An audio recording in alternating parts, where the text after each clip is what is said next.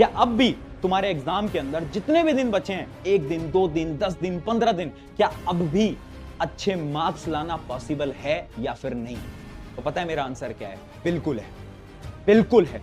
मैंने कई सालों से इतने सारे स्टूडेंट्स को देखा है ना जिन्होंने अचीव करा है, और आज मैं एक ऐसा कमबैक प्लान दूंगा जिसकी मदद से ये जो क्लास 9th है ना, इसको तुम फोड़ने वाले हो।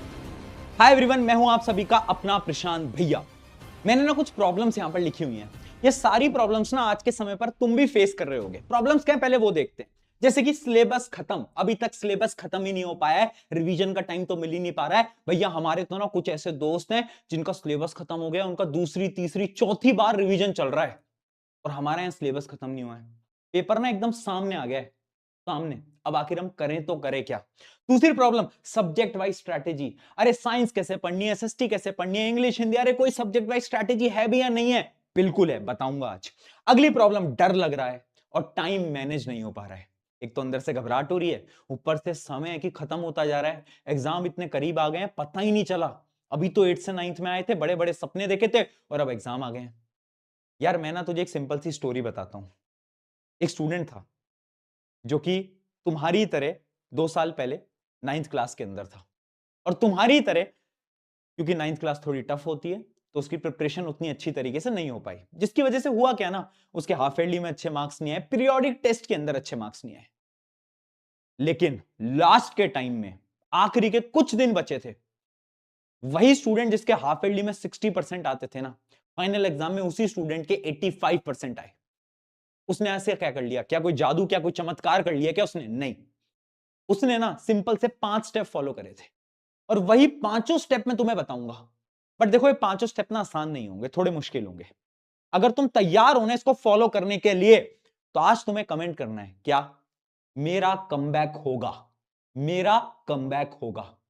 खुद पे विश्वास करना पड़ेगा, खुद पे भरोसा करना पड़ेगा। ये 5 पॉइंट जो मैं बताऊंगा ना, इनको शिद्दत से, मेहनत से फॉलो करना पड़ेगा, तभी हो पाएगा, वरना नहीं हो पाएगा। एक एक करके पहले पहले पॉइंट की बात करते हैं। सबसे पहला step number 1, quality greater than quantity. उस स्टूडेंट ने मुझे बताया कि ना, लोग क्या करते हैं ना, वो ये सोचते हैं कि आज ना 4 घंटे पढ़ेंगे, आज 5 घंटे पढ़ेंगे, आज तो 6 घंटे पढ़ लेंगे। ये ना एकदम झूठ बात है। ये तो तुम्हें करना ही नहीं है। टाइम टेबल वगैरह मत बनाओ। तुम क्या करो, तुम ना क्वालिटी पे फोकस करो। यानी अगर तुम 2 घंटे भी दिन में पढ़ रहे हो ना, उस 2 घंटे में तुम ये देखो, क्या तुम उस 2 घंटे के अंदर डिस्ट्रैक्टेड तो नहीं हो रहे? क्या तुम्हारा पूरा फोकस पढ़ाई पे है भी या नहीं है? ये खुद से पूछना पड़ेगा तुम्हें। अगर हाँ, तुम डिस्ट्रैक्टेड नहीं हो रहे, अरे तो छोड़ो 6 घंटे की पढ़ाई, 2-3 घंटे भी पढ़ लोगे ना तो भी काम चल जाएगा। तो स्टूडेंट ने मुझे बताया कि ये जो क्वालिटी होती है ना, कि आप कम पढ़ो बट अच्छा पढ़ो, वो बहुत इंपॉर्टेंट होता है। तब से आपको क्या करना है, रात को सोने से पहले ना डेली के अपने टारगेट्स लिखो। जितने भी दिन एग्जाम है, मान लो 4 दिन में एग्जाम है यार साइंस का, तो या मैथ्स का, एसएसटी का, जिसका भी एग्जाम है, एक लिखो डेली कि आज मुझे ये खत्म करना है ना। उसको पेपर पे लिखना पड़ेगा, सोचने से कुछ नहीं होगा, लिखो, ठीक है।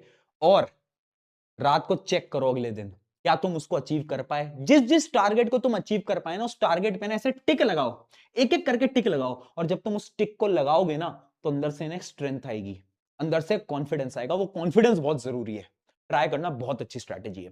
फिर आता है स्टेप नंबर 2। स्टेप नंबर 2 है smart work greater than hard work. उस स्टूडेंट ने बताया, लास्ट के टाइम में ना, अगर तुम ये सोच रहे हो ना कि तुम सारे चैप्टर्स को डिटेल में पढ़ लोगे, तो एकदम भ्रम है, एकदम झूठ है।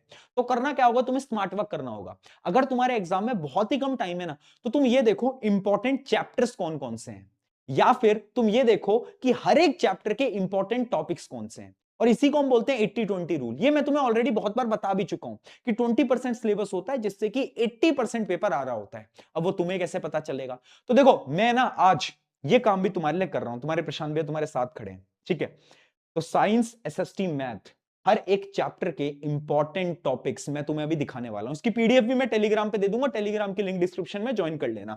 फॉर एग्जांपल, ये रही एसएसटी का 80-20 रूल। अगर आप ध्यान से देखोगे तो हिस्ट्री का जो चैप्टर है फ्रेंच रेवोल्यूशन, उसके कुछ ये वो टॉपिक्स हैं ना जिनसे सवाल आता ही आता है। तो तुम्हें क्या करना है, पढ़ना कैसे है मैं बताऊंगा, लेकिन ये जो टॉपिक है ना, इन टॉपिक्स के क्वेश्चंस प्रैक्टिस करो, इन टॉपिक्स को ध्यान से पढ़ो, क्योंकि इन टॉपिक्स से सवाल आएंगे। अगर मैं बात करता हूं नाजिज्म, सोशलिज्म, ऐसे हमने क्या करा है ना, हर एक चैप्टर को डिवाइड कर दिया कुछ इंपॉर्टेंट टॉपिक्स के अंदर। तो अब आपको बस ये पीडीएफ उठानी है और ये जितने भी इंपॉर्टेंट टॉपिक्स लिखे हुए हैं इन टॉपिक्स को फटाफट से पढ़ लेना है।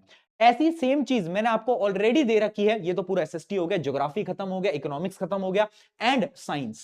साइंस की भी अगर मैं बात करूं, तुम किसी भी सीनियर से पूछ लेना, किसी भी सीनियर से, जो भी तुम्हारे स्कूल के सीनियर हो उनसे पूछना, क्या एटम एंड मॉलिक्यूल पे फाइनल एग्जाम में एक क्वेश्चन फॉर्मूला मेकिंग पे आया था या नहीं आया था। वो तुम्हें रियलिटी बता देंगे। क्या मॉलिक्यूलर मास पे क्वेश्चन आया था, क्या लॉ ऑफ केमिकल रिएक्शंस पे क्वेश्चन आया था या नहीं आया था, वो खुद तुम्हें बता देंगे। ठीक है, तो इस सारे के सारे वो इंपॉर्टेंट टॉपिक्स हैं ना जो कि पूछे जाते हैं। ऐसा ही सिमिलरली मैंने क्या करा है, मैथ्स के लिए भी बना दिया है। अब मैथ्स के लिए तुम्हें क्वेश्चन प्रैक्टिस करने की जरूरत होती है, वो मैं समझ रहा हूं, लेकिन ये इंपॉर्टेंट टॉपिक्स हैं। इन इंपॉर्टेंट टॉपिक्स के क्वेश्चन बड़े ध्यान से लगाना।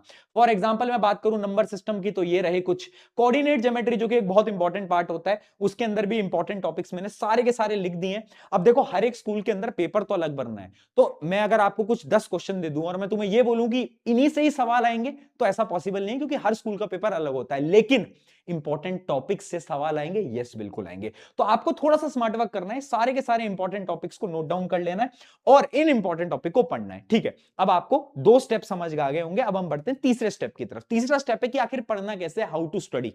देखो, कम टाइम है, करना क्या है, फटाफट से ना, ये जो वन शॉट है ना, साइंस की वन शॉट मैंने इस चैनल पे बना रखी है, बेस्ट है। एक बार पढ़ोगे ना, 1.5 से 2 घंटे के अंदर ना तुम्हें सारे चैप्टर, एक एक चैप्टर में आपको बस 1.5-2 घंटा लगाना है, आपके खत्म हो जाएंगे।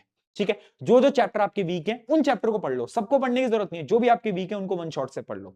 तो सबसे पहले वन शॉट करोगे, क्वेश्चन प्रैक्टिस करोगे। क्वेश्चन प्रैक्टिस कहां से करोगे, मैं वन शॉट में बहुत क्वेश्चन प्रैक्टिस कराता हूं, लेकिन फिर भी एक्स्ट्रा क्वेश्चन के लिए तुम एनसीईआरटी करो और जो तुम्हारे स्कूल के पास्ट ईयर पेपर है वो तुम्हें करने होंगे। एंड देन बात आती है रिवीजन की। तो रिवीजन हम कैसे करने वाले हैं, तुम्हारे प्रशांत भैया वहां पर भी तुम्हारे साथ है। तुम्हारी डिमांड आई थी मैराथन की, तो मैराथन हमने लगा दी है। ठीक है, नेक्स्ट टॉपर्स का जो अपना चैनल है उसके ऊपर मैराथन सेशन ऑलरेडी चल रहे हैं। अगर आप देखोगे तो एसएसटी की मैराथन की भी डेट्स हैं, मैथ्स की मैराथन भी होने वाली है, जो कि शोभित भैया लेंगे, एसएसटी में दिगराज सर, एंड साइंस में मैं। तो ये 3 दिन 9, 10, 11, इन तीनों दिन के अंदर केमिस्ट्री, बायोलॉजी, फिजिक्स आपकी खत्म कर देंगे और इन मैराथन्स के अंदर इंपॉर्टेंट क्वेश्चंस भी हो जाएंगे एंड पूरी की पूरी थ्योरी आपका रिवीजन हो जाएगा बेस्ट तरीके से। ठीक है, कुछ बच्चे ऐसे हैं जिनका इससे पहले ही पेपर हो जाएगा, तो तुम्हें क्या करना है, रैपिड रिवीजन मैंने बना रखे हैं, उनसे आप रिवीजन कर लो, रैपिड रिवीजन से आप रिवीजन कर लोगे। ठीक है जी, बहुत बढ़िया।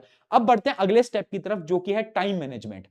अब सवाल ये आता है कि इतने कम टाइम में आखिर हम सारी चीजों को मैनेज कैसे करें। यार देख यार, अब ना वो पल आ गया है जब तुम्हें टाइम खेलने कूदने के लिए, मोबाइल फोन गेम्स के लिए थोड़ा सा साइड रखना पड़ेगा। सिर्फ कुछ दिनों की बात है, तुम्हें भी पता है, मुझे भी पता है, ये कुछ दिन ना लग जाओ। पूरे साल भर मैंने आकर तुम्हें ये नहीं बोला कि मेहनत करनी पड़ेगी, बहुत मेहनत लगानी पड़ेगी, लेकिन ये कुछ दिन है, इस कुछ दिन कर लो मेहनत। मैंने बहुत बच्चों को देखा है जिनके यहां से यहां पर स्कोर इंप्रूव हुआ, तुम्हारा भी हो सकता है, बिल्कुल हो सकता है यार। डरना नहीं है, घबराना नहीं है। तो जो टाइम मैनेजमेंट की प्रॉब्लम है, इसका सिंपल सा सोल्यूशन है कि अब ना तुम्हें पढ़ने का टाइम नहीं बनाना, तुम्हें अलग अलग चीजों का टाइम बनाना है। फॉर एग्जाम्पल, तुम्हें यह पता होना चाहिए कि तुम 1 घंटे मोबाइल फोन चलाओगे, बस तुम्हारे सारे टाइम फिक्स्ड होने चाहिए कि चलो मोबाइल फोन 1 घंटे, इधर जाना 1 घंटे, उधर जाना 1 घंटे। पढ़ने का टाइम मत बनाओ, क्योंकि पूरे टाइम तुम्हें पढ़ना ही है, अब बाकी और कुछ नहीं करना। ये आखिरी के कुछ दिनों में पूरे टाइम तुम्हें पढ़ना पड़ेगा, मेहनत करनी पड़ेगी। फाइनली आते हैं हमारा लास्ट स्टेप, जो कि है ओवर थिंकिंग। मुझे पता है ओवर थिंकिंग हो रही है। पहली बात ना, तुम्हारे मन में ये सवाल चल रहा है ना कि यार आपने तो अपने पेरेंट्स को वो जो प्राउड फील तुम करवा सकते थे वो तुम नहीं करवा पा रहे हो। ऐसा बिल्कुल भी नहीं है यार। ठीक है, तुम बहुत अच्छा करोगे एग्जाम्स के अंदर भी, लाइफ के अंदर भी, मुझे भरोसा है। अब ये जो ओवर थिंकिंग है ना, इसका सोल्यूशन सिंपल सा है। एक पेपर लो, उस पेपर पे ना जो भी तुम्हारे दिमाग में थॉट आ रहे हैं ना, वो सारे थॉट्स लिख दो, सारे थॉट्स। यार अगर मार्क्स अच्छे नहीं आए तो मम्मी पापा क्या बोलेंगे, टीचर क्या बोलेंगे, मैं तो छोटी क्लासेस में टॉपर हुआ करता था, टॉपर हुआ करती थी, अब मैं क्या, स्कूल में मेरी इज्जत खराब हो जाएगी। जितने भी थॉट्स आ रहे हैं लिख दो। जब तुम लिखोगे ना तो तुम्हें रियलाइज होगा कि आधे जो थॉट्स हैं ना, ये तो बेकार थॉट्स हैं, इनका तो कुछ करना ही नहीं है, और वो तो तुम काट दो। जब तुम लिखते हो ना तो आधी प्रॉब्लम ऑटोमेटिकली सॉल्व हो जाती है। तो लिखो, एक पेपर पे आज बैठ के लिखना इस वीडियो के बाद प्लीज। ओवर थिंकिंग की प्रॉब्लम आपके यहां पर खत्म हो जाएगी। ठीक है, अब मैं आपको कुछ फाइनल स्ट्रैटेजी बताने जा रहा हूं।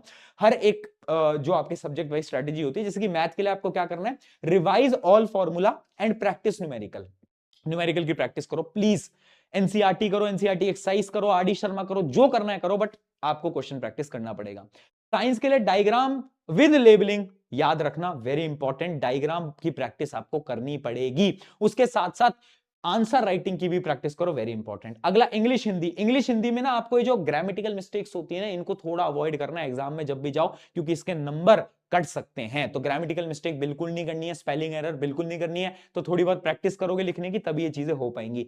एसएसटी में क्या करना होगा, एसएसटी में तुम्हें 2-3 बार रिवाइज करना होगा, तभी चीजें याद हो पाएंगी। इतना जल्दी याद नहीं होता एसएसटी में, मुझे पता है, लेकिन जब तुम 1-2 बार रिवाइज करोगे ना, जब तुम कीवर्ड पकड़ोगे कि अच्छा इस आंसर में ये वाला कीवर्ड लिखना होता है, तो तुम्हारी चीजें आसान हो जाएंगी। तो ये थी हमारी पूरी की पूरी क्लास 9 की स्ट्रैटेजी। क्लास 9 में प्रशांत भैया साथ हैं, क्लास 10th में तो प्रशांत भैया साथ होंगे। याद रखना, बिल्कुल भी डरना नहीं है, घबराना नहीं है, बस याद रखना कि I am proud of you. ये एग्जाम बहुत अच्छा होगा, जाओ एग्जाम देकर आओ, टेक केयर।